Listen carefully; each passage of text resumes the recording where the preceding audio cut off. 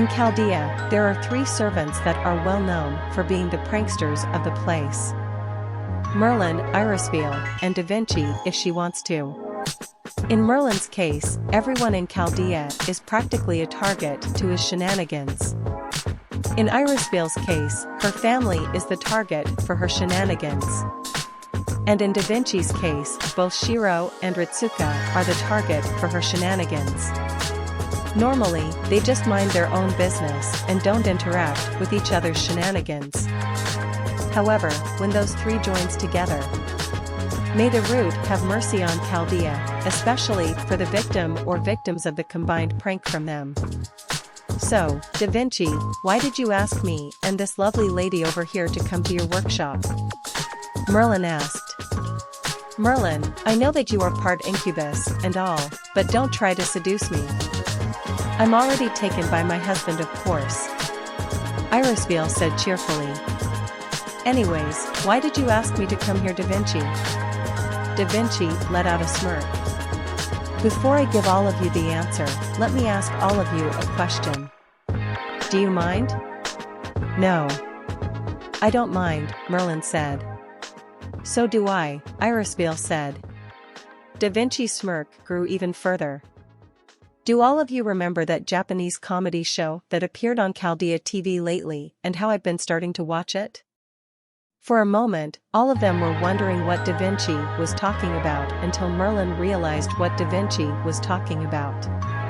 Ah. You mean Gaki no Tsukai, right? Yes. That show, Da Vinci said. I've heard about that show and seen a few segments from it. But why are you asking us about it? Irisville asked. Well, you ever heard of the haunted building segment that they do once a year? Irisville nodded in reply. Yeah. I've heard of it. But why though? Well, how would all of you like to live through that experience? At that moment, Merlin and Irisville immediately knew what she was talking about and gave her their replies. Oi. Sorry, but that's not my thing. I prefer to be the prankster, thank you, Merlin replied. Me too. It's more fun to pull shenanigans, Irisville replied. That's not what I meant. I'm asking you if you want to watch with me to scare the person I have in mind in the haunted room I'm creating. How? And who is this person you have in mind for scaring? Da Vinci smirked again. Isn't it obvious? Shirou and Ritsuka, of course. For a moment, both Merlin and Irisville were confused with Da Vinci's answer. Shirou and Master, they said in unison. Yes. Why though? Why do you want to put my son and his master into a haunted room of your creation? Irisville asked. Da Vinci let out a sigh. Because I'm bored. That's what, she exclaimed. Merlin and Da Vinci was speechless from Da Vinci's uncharacteristic outburst. They said in unison. You heard me. I'm bored. Recently, it felt like every day is the same day. Every day, Ritsuka just wakes up, eats breakfast, does paperwork, then has lunch, then does training, then eats dinner, then hits the showers, and then he goes to bed. And he's been at it for quite a while. And it's the same with Shirou too. I swear, I wish something would happen right now. Da Vinci ranted. Wow, she's this bored. Merlin and Irisville thought in unison. Da Vinci then calmed herself from her earlier outburst and cleared her throat. Anyways, I want to make a haunted room like the ones in that comedy show. And I want to place those two in that room. I see. So you want us to put Shirou and Master into a haunted room just so you can see their reactions to the traps we set up? Merlin asked as he was started to put the pieces together. Yeah. What do you think? For a moment, Merlin was silent before turning to Irisville. What do you think? He whispered to Irisville. Well, that idea doesn't sound bad. I do want to see the reaction of Shirou when he's in a haunted room. And that idea does excite me a bit, Irisville whispered back to Merlin. I think so as well. It may be old-fashioned, but it is also hilarious as well, Merlin whispered to Irisville. Soon, both Merlin and Irisville stopped whispering between each other and then turned to Da Vinci. Well? Da Vinci asked. This idea, we're in on it, Merlin said. Da Vinci let out a huge smile. Great! Let's begin now. And thus, the three pranksters began their craziest and most dangerous plan of them all. Ugh, what the heck? Shirou thought as he was waking up from his sudden nap. As he was waking up, he saw that he was not alone. Within the room he was in, he saw Ritsuka, who was on the ground as well. Master? He's here too? Well, I've got to wake him up. Shirou then went over to where Ritsuka was and nudged him on the shoulder. Master. Master. Wake up. After a few seconds of nudging, Ritsuka finally heard Shirou's words and woke up. Shirou? He muttered. Shirou let out a sigh of relief as he saw Ritsuka waking up. Master, are you all right? He asked. MMGH. Yeah. I think so. I'm just a little tired. That's all, Ritsuka replied as he was rubbing his eyes and yawned. Anyways, where are we? He asked as he looked at the room he and Shirou were in. Right now, Shirou and Ritsuka were in a high school classroom that looks abandoned. There were desks and chairs in corners of the room, few of the windows were broken, a lot of stuff were spread out, and there was a green board in front of them. Honestly, I have no clue. However, the room that we seem to be in now looks like an abandoned high school classroom, Shirou replied. Yeah. And I think I have a hunch on who put us here. For a moment, Shirou immediately knew who Ritsuka was talking about. Merlin's behind this again. He thought as he let out a sigh. Anyways. Let's get out of this room for now. Agreed. Shirou, can you project a flashlight? Sure. Shirou then projected 2 flashlights for him and Ritsuka to use. They then headed towards the classroom door. As they did, they tried to open the door, but the door was locked. Well, the door seems locked. Should I cut the door down, Master? Yeah. All right. Stand back for a moment. Shirou then unsheathed his katana and sliced the door into half. All right. Let's go now, he said as he proceeded to exit the room. However, before he could, it was then that he felt a sudden burst of cold white smoke blasting him in his face from all sides. What the heck? Shirou! Ritsuka yelled. Soon the white smoke cleared, leaving Shirou unharmed. What the heck? White smoke. Where did that come from? Shirou then checked his surroundings, and noticed that on the ceiling exactly where he was were exhaust ports that blew out air, and he was right under them. So that's where the white smoke came from. Shirou. Are you alright? Ritsuka asked. Yeah. I'm fine, Master. Although it looks like we might want to be careful if we're going to escape from here. Seems so. And then, Shirou and Ritsuka went into the abandoned hallway. Meanwhile, Shirou just had to make things easy and boring for us by cutting down the door. And to think that I placed the key to the door somewhere in the room. Irisville said with a pout on her face. Yes. And he just had to enter one of those traps as well first, with no reaction in the end. Merlin said. Da Vinci let out a sigh.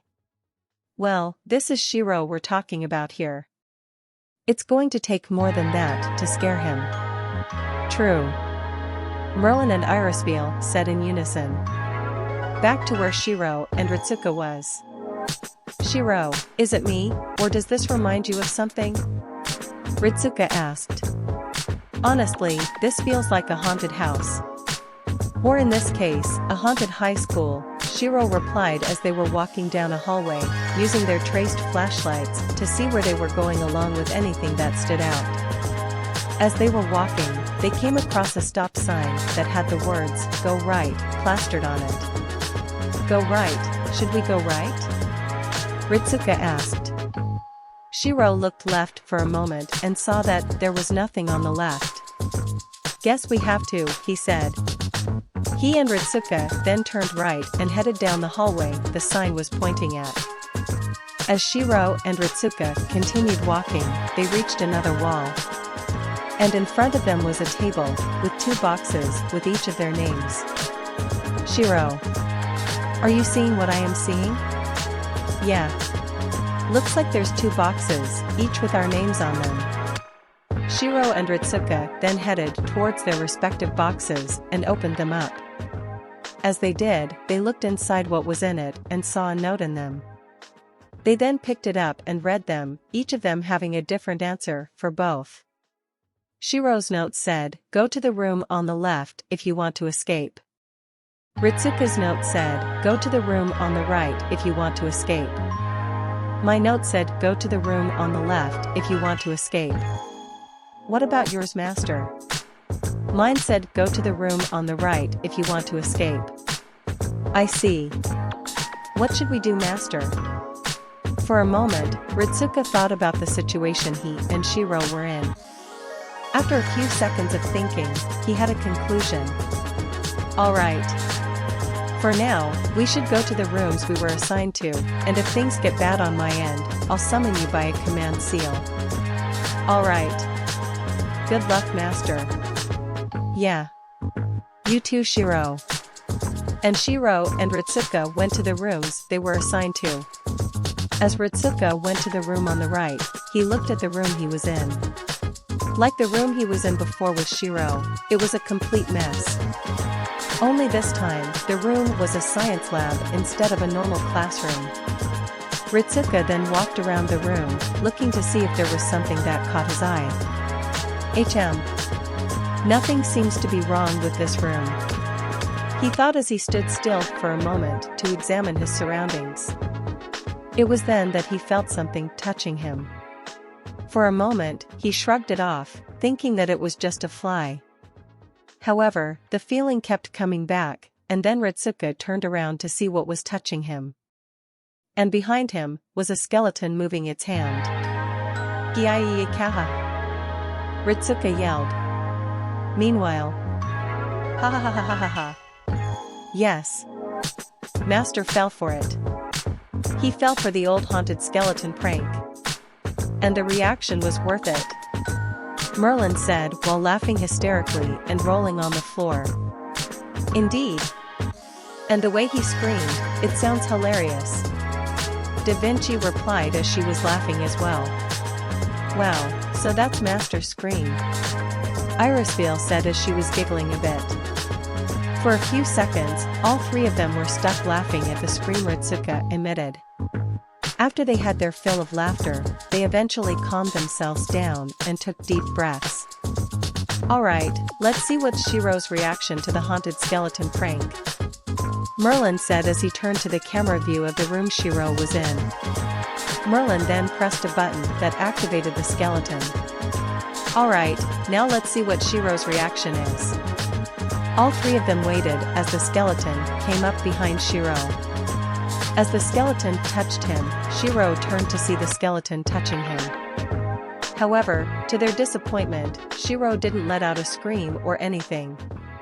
Instead, he just slashed it down like what he did to the door earlier. Dang it, just like last time. "Is there anything that can face him?" Da Vinci asked.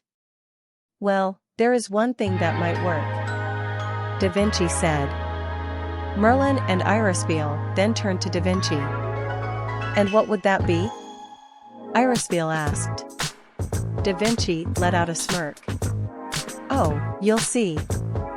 "Master, are you okay?" Shirou asked as he was comforting Ritsuka from his scream earlier. "Yeah, I think I'll be fine," Ritsuka muttered as he was gathering breath. "Still though, I did not expect that." Me neither. Anyways, let's continue. I think we're getting closer to the exit. I hope so. Soon, Shirou and Ritsuka began heading towards the exit of the scenario they were in.